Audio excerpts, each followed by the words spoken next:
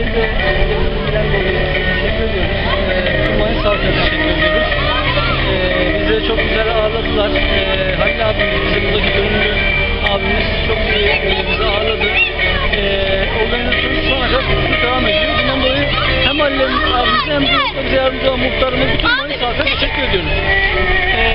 İsterseniz İHA'dan çok kısa bahsedeyim. Ondan sonra Ramazan programımıza geçelim. İHA 1992 yılında gönüllü çalışmayla başlamış bir kurum. İlk önce bu Bosna'daki katliam sürecinde, savaş sürecinde Bosna'ya yardım götürmek üzere kuruluyor.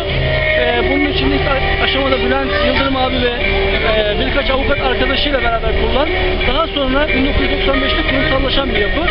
Ve süreç içerisinde birçok uluslararası probleme müdahale eden, birçok doğal afete, birçok savaşa, Lübnan Savaşı olsun, Gazze Savaşı olsun, Pakistan'daki sel, Somali'deki açlık, birçok uluslararası krize müdahale eden bir kurum. Çok kısa ifade etmeye çalışıyorum. Ben çok uzun anlatabiliriz. Bu kadar belki aile ilgili bir bilgilenme yapmış olalım.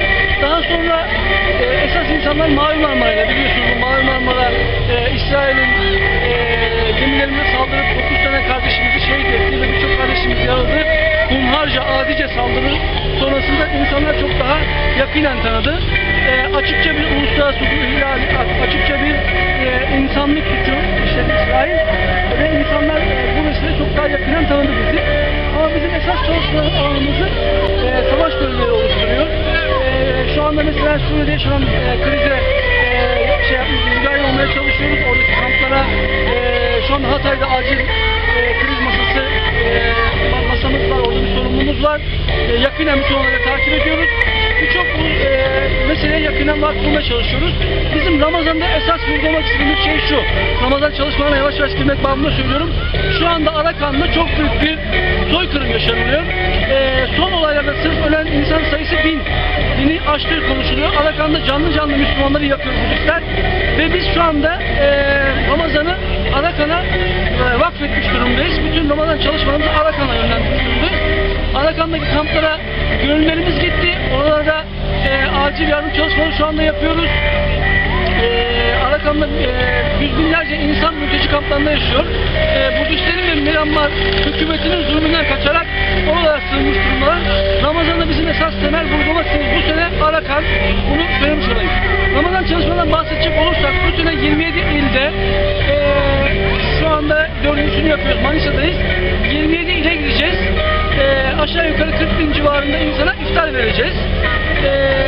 Onun dışında Umaya çalışması yaptık Ramazan'da. Keza Manisa'ya da yolladık Halil abi. Dağıttı birçok ihtiyaç sahibine.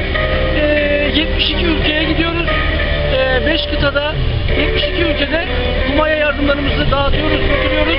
İHA olarak Ramazan'ı hem Türkiye çapında yurt satına yaymaya çalışıyoruz, hem de dünyada bütün mazlum halklara, ihtiyaç sahibi insanlara bu meseleye ulaşmak istiyoruz. Kısaca bunlardan belki bahsedebiliriz. Bilmiyorum, sorularınız varsa yine... Evet, Manisa'dan sonra hangi? Manisa'dan sonra Uşak'a gidiyoruz. Allah nasip ederse bu akşam hemen iftarımızdan sonra, hazırlıklarımız bittikten sonra 11 gibi buradan Uşak'a hareket edeceğiz. Gece saatlerinde savun vakti Uşak'ta olacağız. 27 il dolaşacağız. Bu 4. gün. Teşekkür ediyoruz ilginizden dolayı.